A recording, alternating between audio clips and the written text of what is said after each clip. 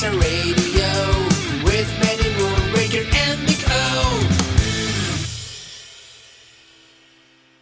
Welcome to episode number 88, and we're supposed to have a special guest by the name of Toby from the Secret Transmission podcast, but he may be a little late in joining us. So, Toby, where are you? We're waiting for you.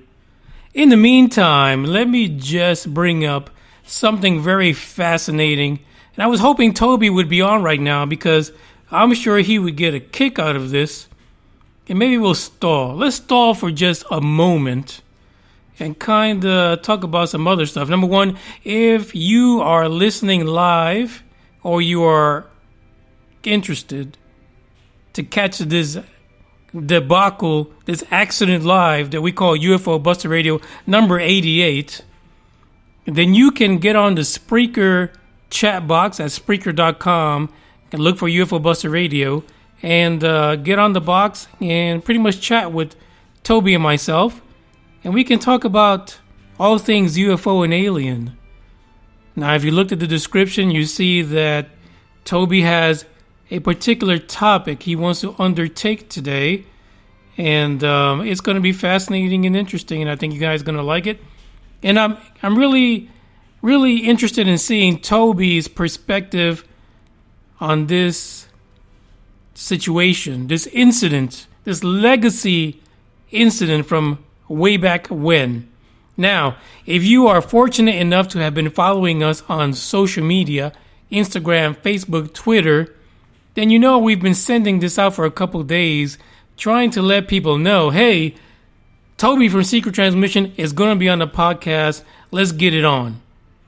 Now, specifically, Toby wanted to talk about what I call the legacy UFO incident known as Roswell. It's okay if you guys love it. If you love Roswell, I'm okay with it, but it's a legacy incident, and I have my opinions about it, and Toby has his. I will let him come on and talk about what Secret Transmission is all about once he's done giving us his perspective on the topic. But as I was saying, on live episodes, you can listen to us live at Spreaker.com, or if you have the Spreaker app, download it into your cell phone, either iPhone or Android. You can listen to us live then. The best thing about the app is that it also includes a chat box, so you'll be able to also chat with us like James is doing right now. Hello, James. Thank you for joining us this evening. James has been kind enough to share this episode with his peeps and his followers. And thank you, James. If you guys do not recall or you're new to the podcast, we had a contest last year, and James was the winner. He had an amazing TR3B for our contest that had to do with the, wrapping the aluminum around your head. But anyway, it was a tinfoil hat contest. James is the winner. And I did post it on YouTube, so you want to look on YouTube, you can check it out because it's amazing. I mean, that TR3B was fantastic. So, back to the topic. If you want to call in while Toby is on, or myself right now, as I wait for Toby, you can definitely call 972-290-1329. It is a Dallas number because I am chilling right now in Dallas, Texas. Or you can join us through Skype for those of you who are out there too far over the ocean in another country. And I know there's plenty of you out there, Mr. O. You can hit us up through Skype. Just add the ID bosscrawler, or you can search for UFO Buster Radio. You'll find us either way. And just send me an invite. I'll put you as a friend. I really don't care. I'm good with it. Because the more friends I have in this conversation, the better things will go. So in the meantime, while I'm chatting with you guys, I'm going to send Toby a message. And let's see where he's at. So I had a strange thing happen to me on Facebook this week. Well, I guess maybe I should give Toby a call first. Hold on 1 second. Let me call Toby. I wish I had that Jeopardy music on right now. You know how that is. You guys can hum it. Toby, Hello. are you on? Toby? Yes, I'm here. Hey, Toby, what's going on? We're kind of late there, buddy. Oh, I'm sorry about that. Ladies and gentlemen, this is Toby from the Secret Transmission Podcast. Say hello, Toby. Hello. How's everyone doing? I was about to tell everyone about my crazy story before we jump into the things that you wanted to talk about. And by the way, folks, this is Toby's show today. Did you know that, Toby? Oh, it's my show? Yeah, you're taking over. Well, I'll try to do a good job of impersonating Manny. Yeah, you could be the big O for this episode. The big T. I like The big big T. T. How about that? The big T. I don't know if that translates into anything else, but we'll just go with it. All right, so let me tell you my crazy story, and then we'll get into your topics. By the way, James is in the chat box on Spreaker.com, and he says, hello, Howdy, James. Toby.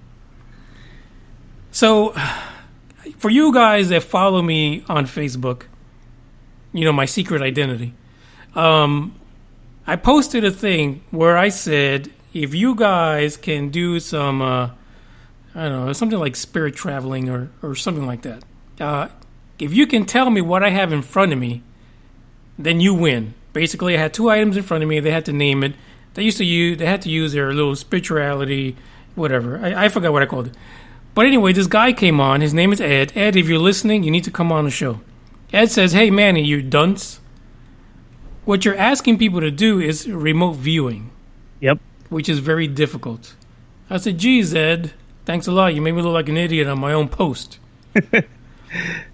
But anyway, he said, listen, I could do like a spirit view, you know, check in on you and stuff like that. I said, Ed, that's kind of freaky. I don't know if I want to do that.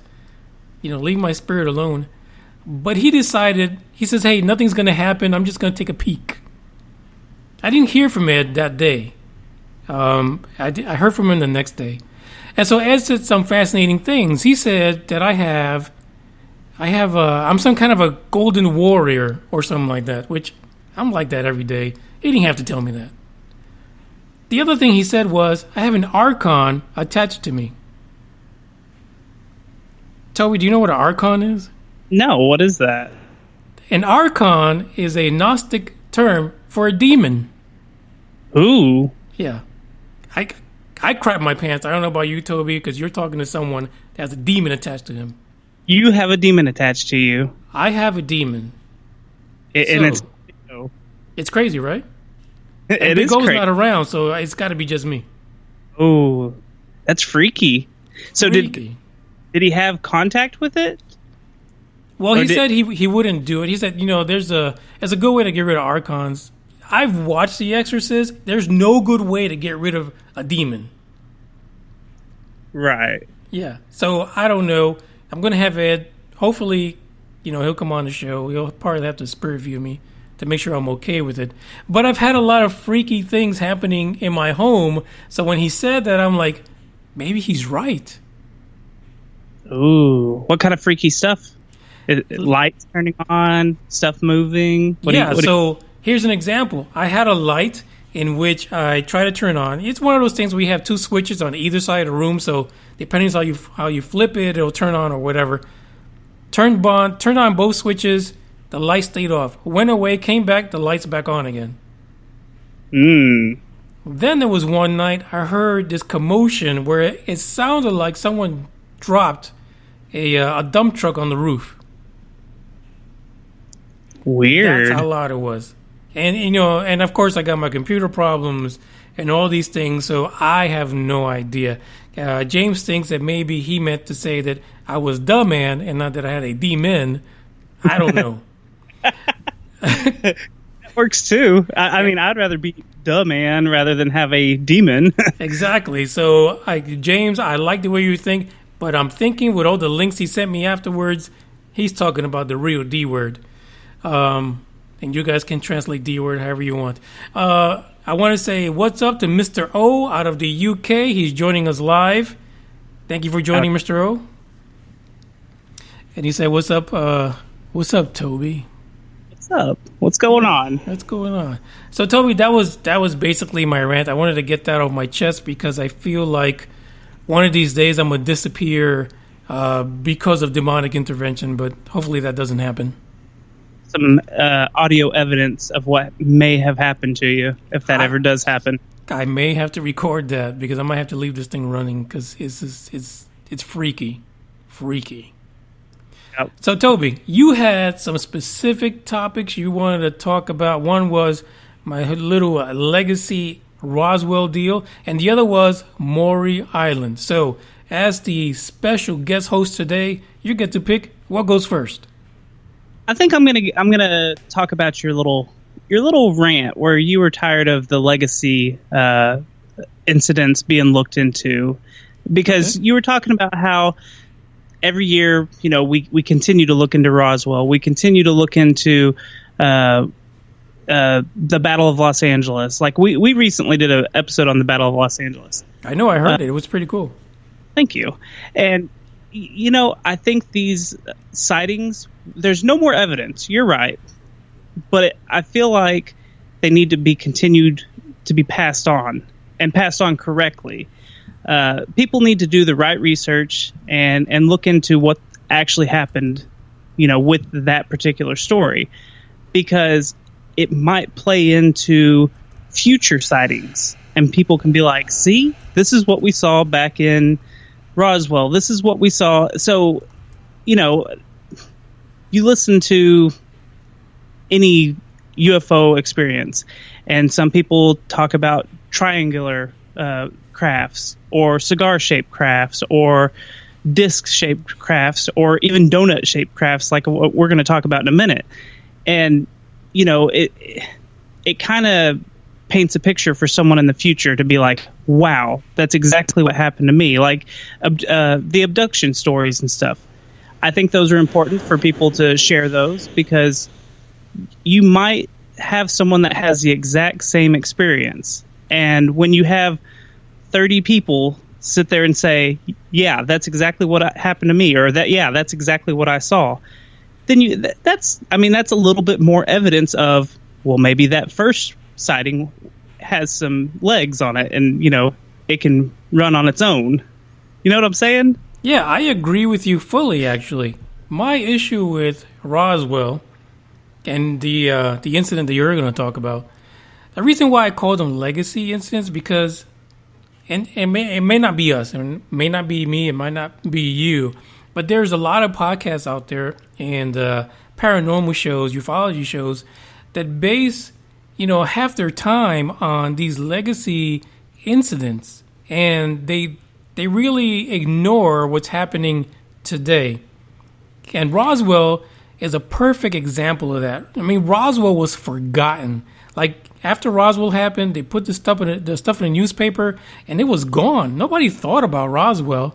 Nobody thought about Roswell till like almost 30 years later, when somebody decided that, talk to Stanton Friedman at some kind of convention and say, hey, did you hear about this incident? You know what I mean? Yeah. My fear is that we're focusing so much on these incidents that are going on decades old that we're ignoring what's happening today. Okay, yeah, no, I agree with that too. That's fair to say, and I do like the term legacy incidents. I think you should coin that if you made that up and trademark it and stamp it, because that's what they should be referred to as, like legacy incidents. I like that a lot. Yeah, and the other thing about these legacy incidents is the fact that these people are pretty much gone. You know what I mean? So you have no firsthand accounts anymore. Right. And we're looking at UFO incidents that year over year, I mean, the reports are in the thousands.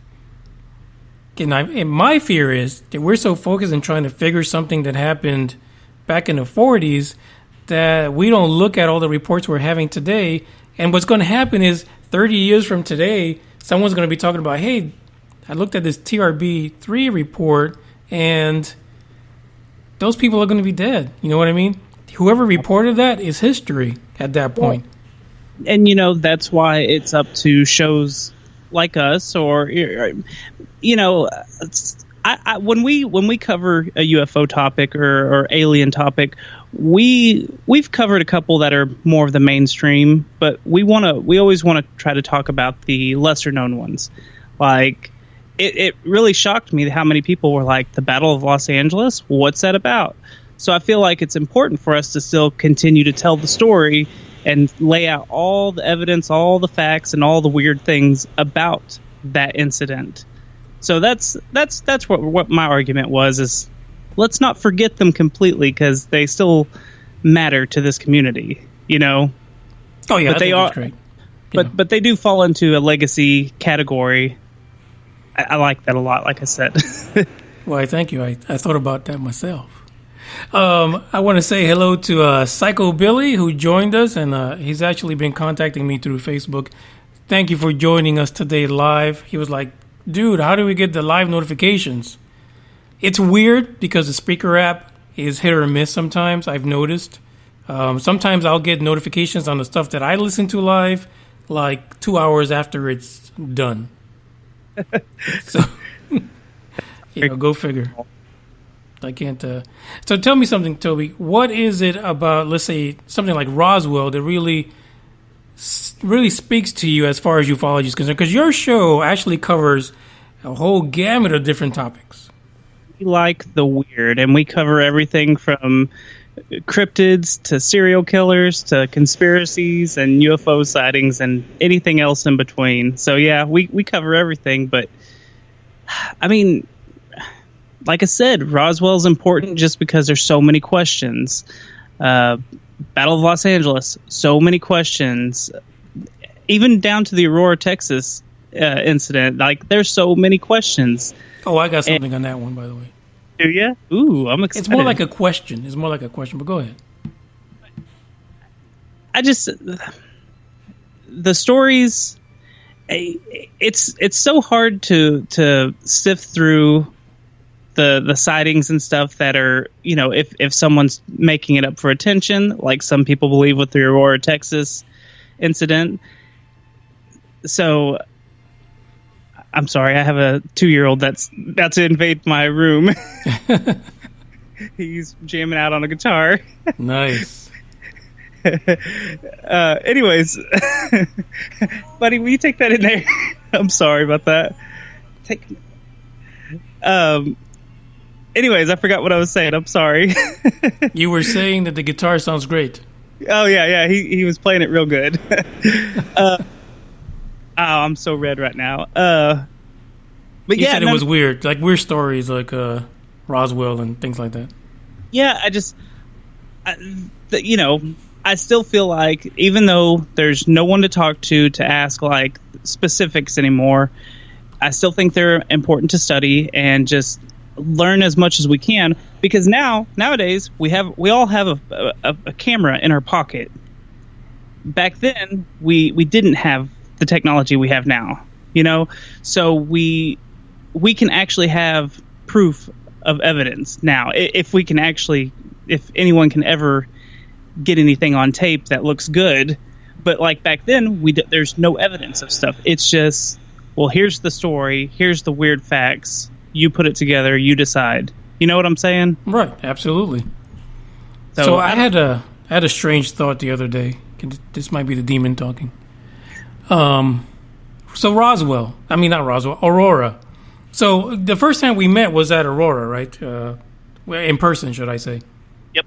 So I met Toby at last year's Aurora convention.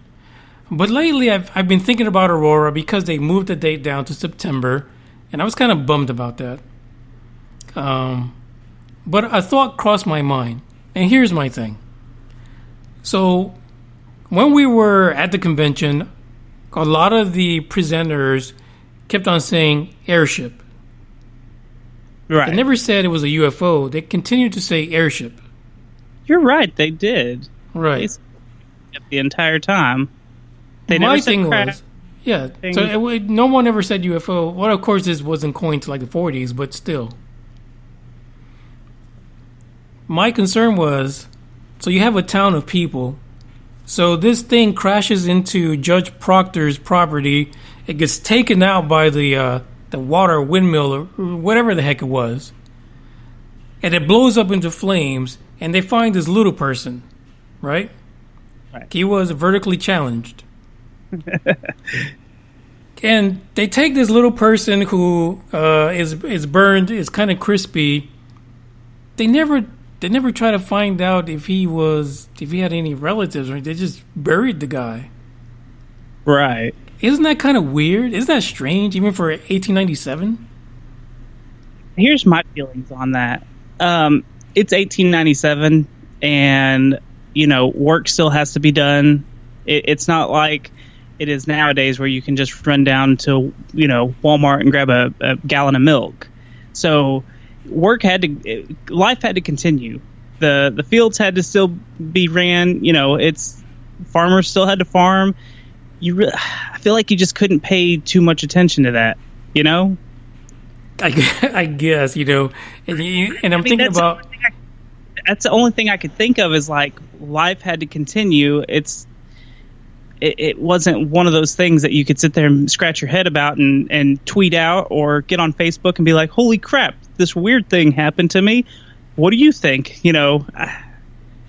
But the weird part about the whole thing is that throughout the 1890s, that's all they were reporting from California and even in different countries were these airships. And it was in a newspaper. I mean, the article showed up in the Dallas Morning News back then. The guy that reported it visited Aurora, basically, and got the story out. And I kind of compare this to today, and I'm thinking, well, if Toby was leaving from Dallas, and he was going to go gamble in Louisiana, and somewhere in Tyler, he crashed and burned, and they just decided, well, we're just going to throw him in the ditch.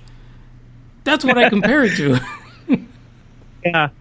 No, yeah. I mean, I really feel like it's a different time that there's no way we can understand that time, having the luxuries of what we have nowadays. We're not in that mindset of what it would have been like in the early 1900s, Yeah.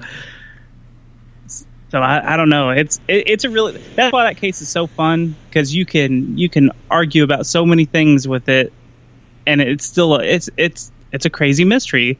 If that windmill got taken out, how did it get taken out? Like, let's say it's not a UFO or some kind of craft from another world or anything. Let's just say it's not man-made. That's what I'm trying to say. What was it that took out the windmill? Exactly. Yeah. The alien aspect of it all. It's what took out that windmill, if it really was there.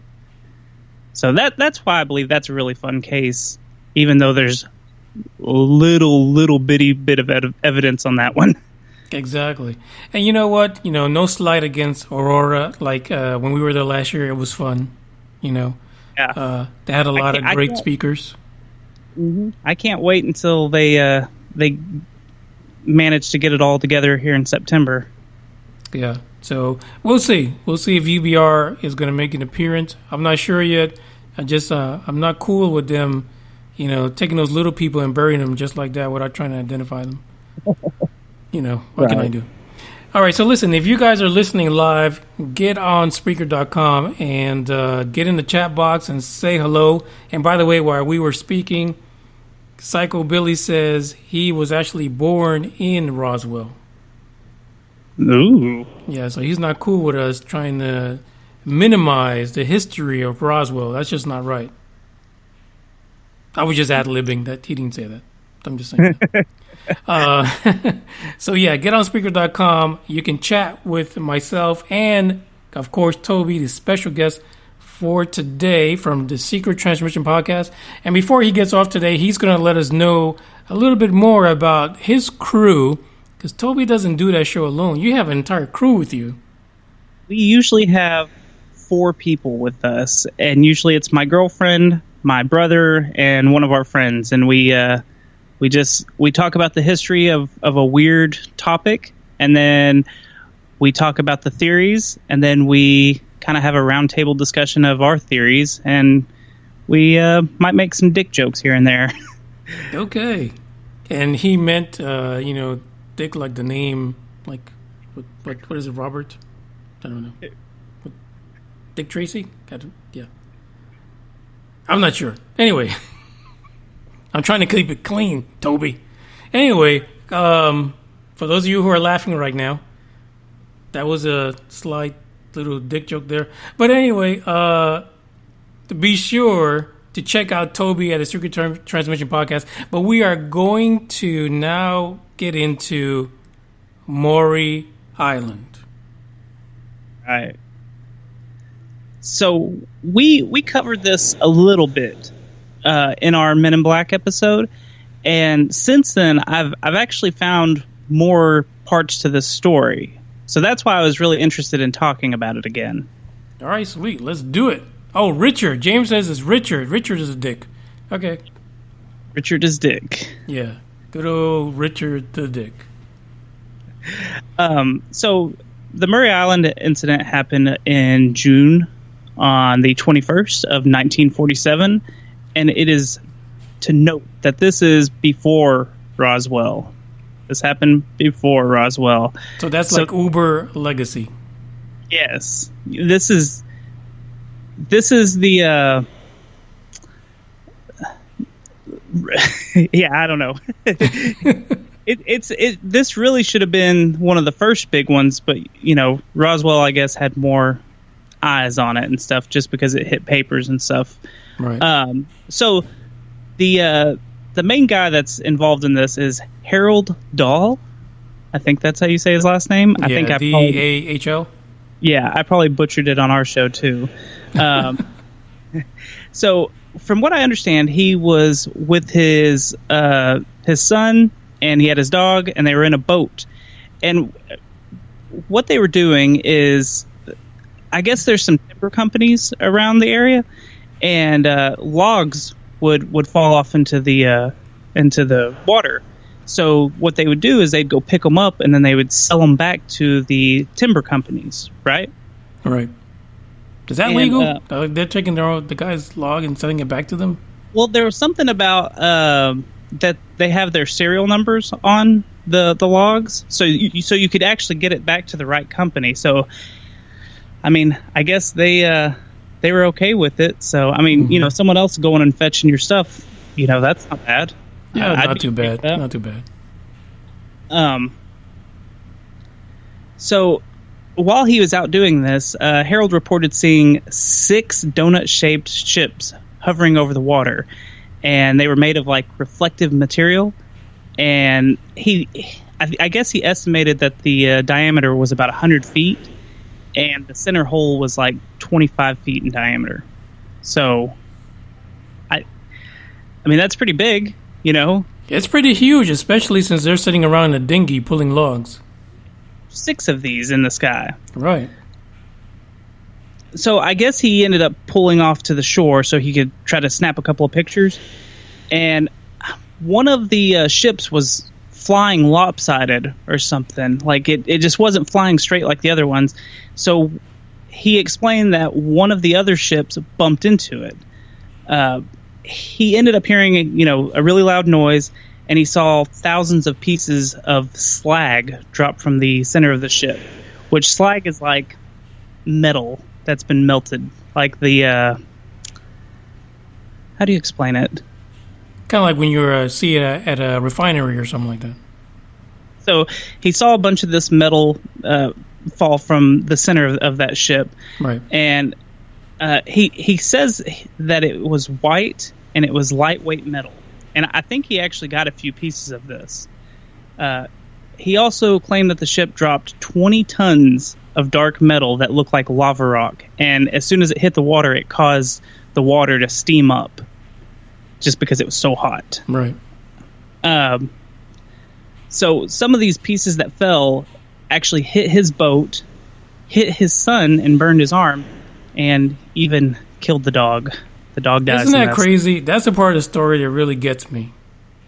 Is the dog dying? They killed off the dog. That's like messed up. But continue. Because the dog dies, and that's sad, and no one wants that. Right. Nobody wants the poor dog that's logging to die. If it was fake, he would have been like, no, the dog lived, and everything was happy. Exactly. That makes it real for all of you people who love dogs. So the UFOs left, and when the UFOs left, they went to the hospital. And another sad part about the dog, they dumped the dog over the side of the boat. So I guess later on, Harold told his boss, Fred Chrisman, he told him about the incident, and he gave him the camera that had the pictures on it. The guy didn't believe it, so Fred went to get the prints developed, and I guess something happened. There were spots on the negatives, and he believes that it was due to exposure from radiation from the metal slags. I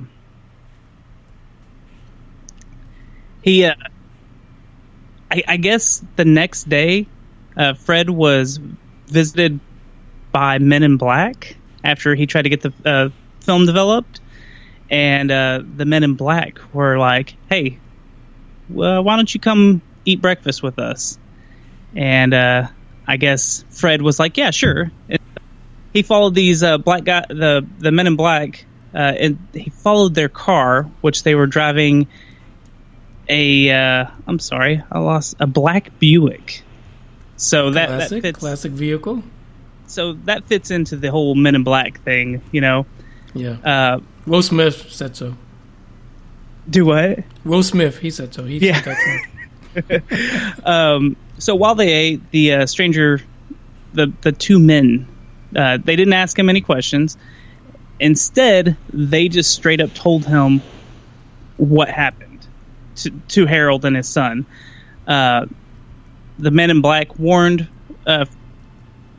Harold that the bad things would happen to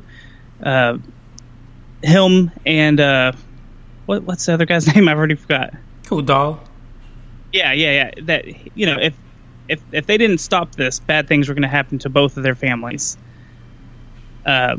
So Fred and Harold sent a package to a publisher, which I think is funny. Like, we're going to kill you basically if you try to talk about this. Right. So Harold were like, okay, well, we're going to send this package to a publisher named Ray Palmer, and he was the creator of Fate magazine. Right, and I think they waited like a couple of years before they actually sent that out. So, oh, really? Yeah, so they were kind of scared, and I would be too, because some of the story is that the guy kind of told them everything that happened during the incident without them really sharing it with anyone but the boss. Right. So the... Oh, I want to say that when Fred went back to that the location where he saw the original ships, and I want to say he saw more ships. Now I can't remember. I didn't write that down in my notes. No, yeah, that actually is part of the story. When he went back after the boss didn't believe his report, he went back and he said he actually got some samples, but he also saw another ship, another donut. Yeah. I'm thinking he might have been hungry at the time. So I guess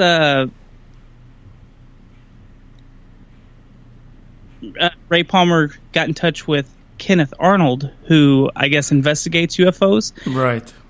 Kenneth ended up meeting with Harold and Fred to examine the boat and do just general interviews. Harold told Kenneth that his son had disappeared, but was later found waiting tables in Montana with no memory of how he got there.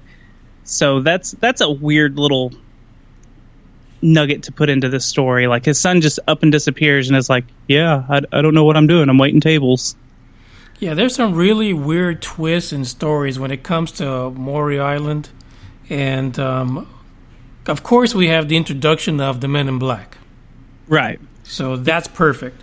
And the fact of the story is that Mr. MIB actually met up with this individual and actually told them everything that he experienced during this UFO incident is amazing in and of itself.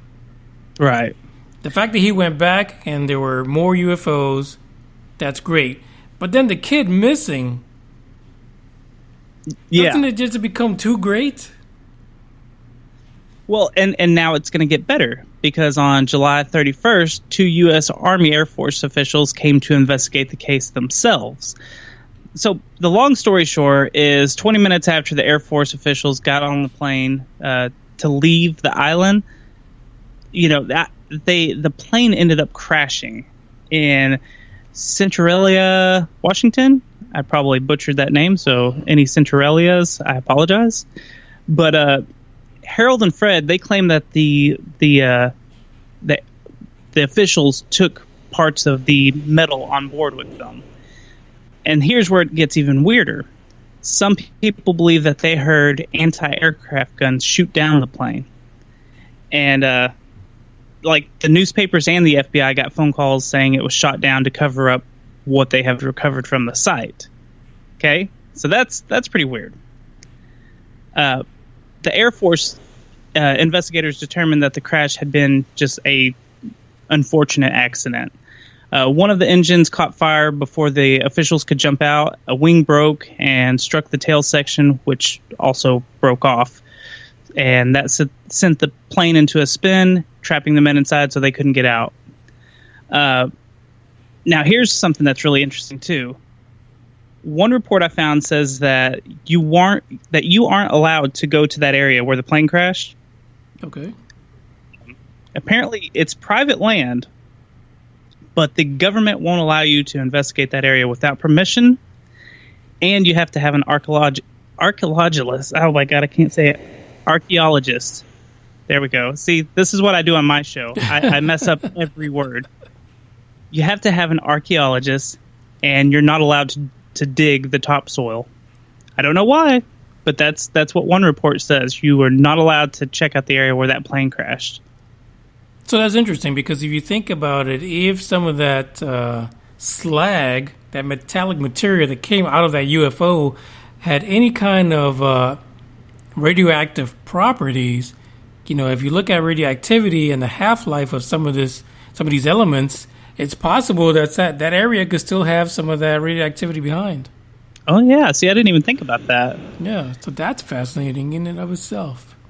A dangerous area to be digging around in. Yeah.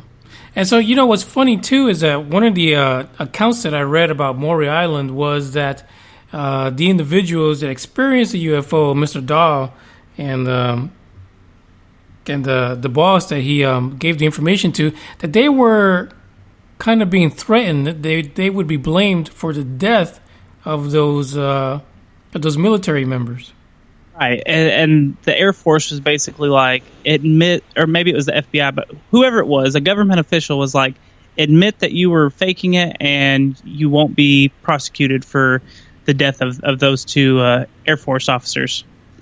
So they did. They dropped it and they were like, yeah, we faked it. We lied. So that makes it weird too. Like, basically they were forced into saying it's fake. So now do we believe it? Do we believe that it's fake because they said it's fake, or do we believe it's fake because they were told to? Well, so the other thing too is, they had the story. They kind of backed down for a little bit, because they went with the whole it's fake hoax deal. And then they came back and said, no, it's real. Let's get this book out. Or let's publish the story. Right. But you hear that a lot, right? That's just the way it is. People get intimidated by the government, and so they decide that they're not going to talk about it. Right. So basically, what the big belief is that the U.S. government, was behind it. It's a conspiracy.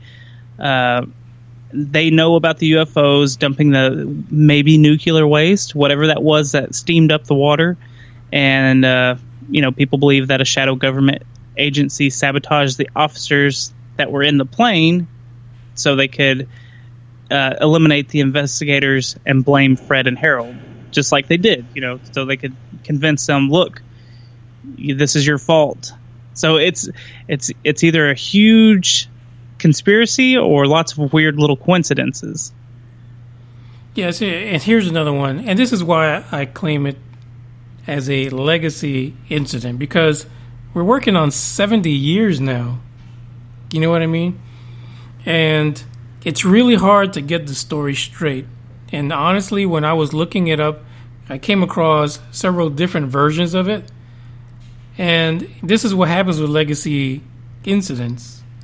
So yeah, there's a lot of great information. As a matter of fact, this whole slag thing, you hear that repeated on and off again throughout the years following the 1940s as far as these UFOs. And weirdly enough, a lot of it happens down like in Brazil and stuff like that, where you have these orb-type UFOs dropping slag into the ocean. Very interesting. Yeah. So the question is, yeah, we see some similarities, but what about what's happening now in Brazil? You know what I mean? That's why I say, these legacy incidents are great. You have some kind of connection to the past, so we know that this isn't something new. We didn't just, invent computers and now we have all these incidents happening. It's something that's been around for a while, but the question is, how are we going to bridge that gap? Right. Well, speaking of the slag, do you want me to tell you what the skeptics are trying to say the slag is? Oh, yeah, let's hear it. So, one of the popular beliefs for the slag is, remember how I told you that there was the sawmills everywhere? Yes. Yeah, on the waterline?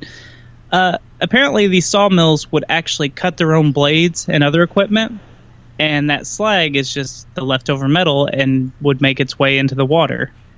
So that's what a lot of the skeptics try to say that the slag is. It's just the extra BS from the blades that they cut. So they didn't really take into account the fact that he said tons of it was dropped in there. Right, but I mean, when you got skeptics, they try to point at the most simplest explanation. Right. But did they find tons of it? That's the only question I would ask on top of that is, did they find tons of it? And if so, then okay, that makes it a little more credible rather than being just pieces off of the sawmill. Yeah, that's really interesting. I didn't come across any of those reports. And again, if you have a government that's involved in a cover-up, then would that even be there anymore? I mean, the MIB guy was able to tell them exactly what they experienced, so apparently somebody was watching. Right. And see, that's why I like this case. It's really weird. There's so many different elements to this case. And again, you can, on our show, we like to argue both sides of any incident. So as we try to debunk something, we're also trying to prove it right. And that's why I bring up all sides of this. But you got the weird Men in Black thing. You've got the slag. You got the son burning himself, the son disappearing, the government investigating it, and two of their own dying.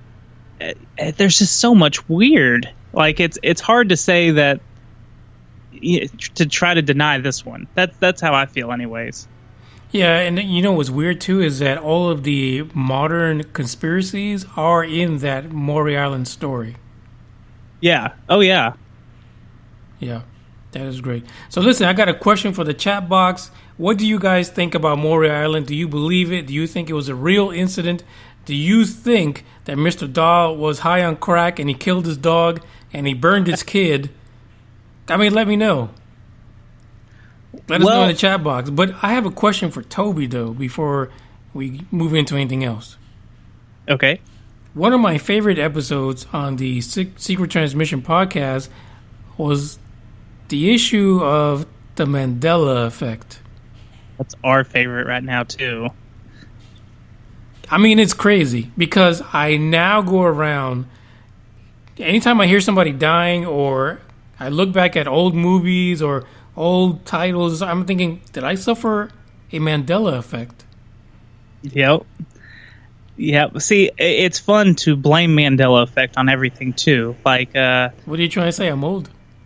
No. Oh, okay. If something like, if I forget to take out the trash and my girlfriend's like, whoa, why didn't you take the trash out? All I got to do is say, I did. Mandela effect changed it. And now it didn't get taken out. Oh, that's funny.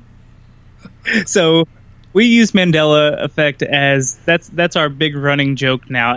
I think we have successfully made a Mandela reference in every episode since that episode. Oh, yeah. That you have. But it's fascinating, though, because you see things, even on social media, where people are like, no, let's say this film was titled this and this person was in it. And they're like, nah, that person was nowhere in that film. Right. You think you saw them in the promos, but no, that didn't happen. And so when I listened to your episode, I was like, oh my gosh, I was thinking some of the same things. And I actually had to go and do some research on the topics that you guys were talking about to see if I suffered the Mandela effect. And hey, with the movie quotes and stuff, I even spliced those in there so people couldn't be like, no, they're wrong. Yeah. So that's a good episode for you guys to check out for the Secret Transmission podcast, because the Mandela effect is bananas. Totally wild. Yeah. Anyone listening, do you remember Interview with the Vampire or Interview with a Vampire? There you go. That's a perfect one. What's the title of that film / book? Here, I'm gonna have to look it up because I get Mandela'd so hard on that one. Interview with a Vampire. Isn't it with the Vampire? It is the Vampire. Interview with the Vampire. All right. So you just got Mandela'd.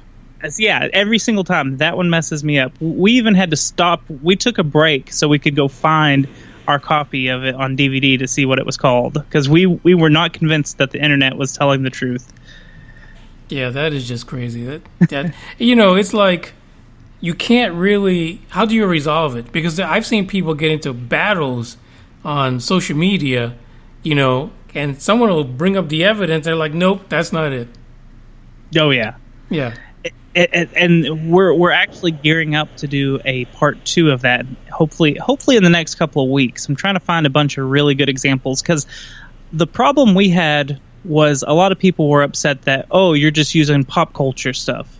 So I'm trying to look more for history stuff. But there is some history stuff that I think we did bring up.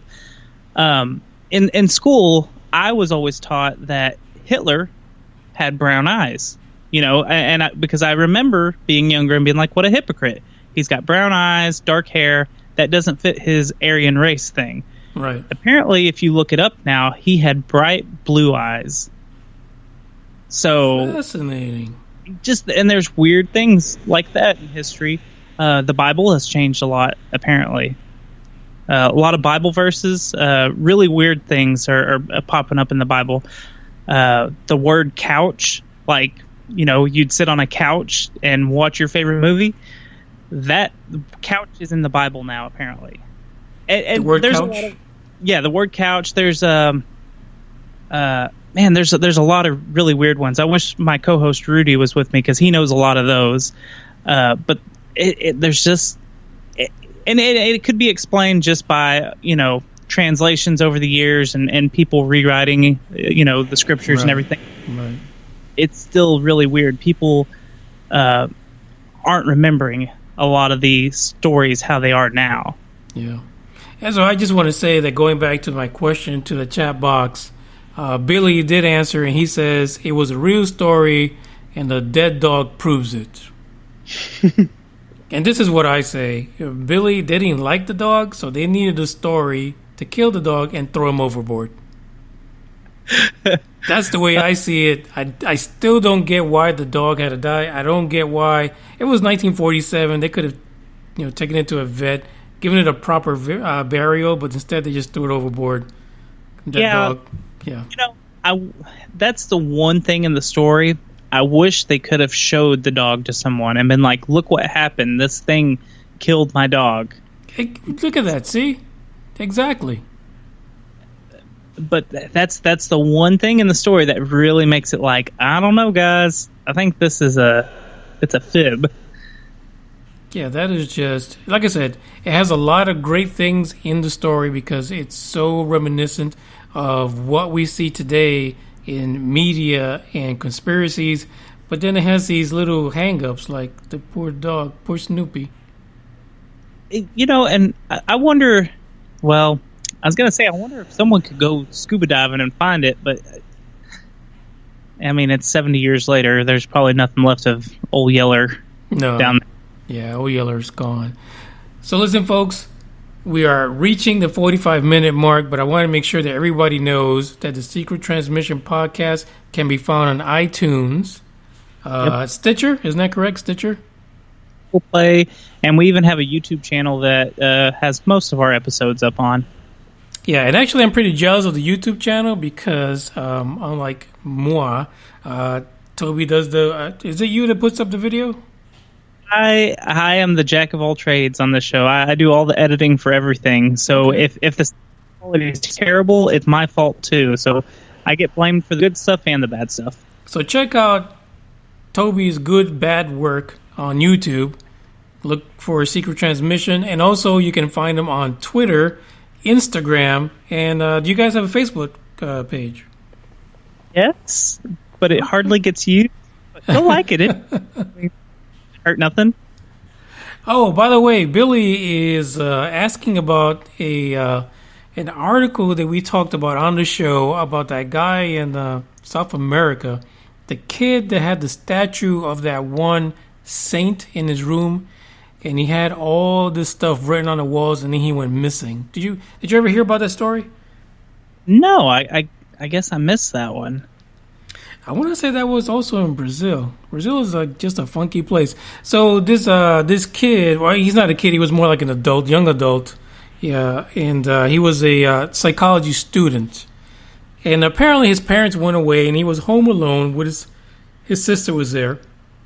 And he was into studying this saint. I forgot the saint's name, but the saint apparently way back in the day, back in like the 1600s, he talked about ETs.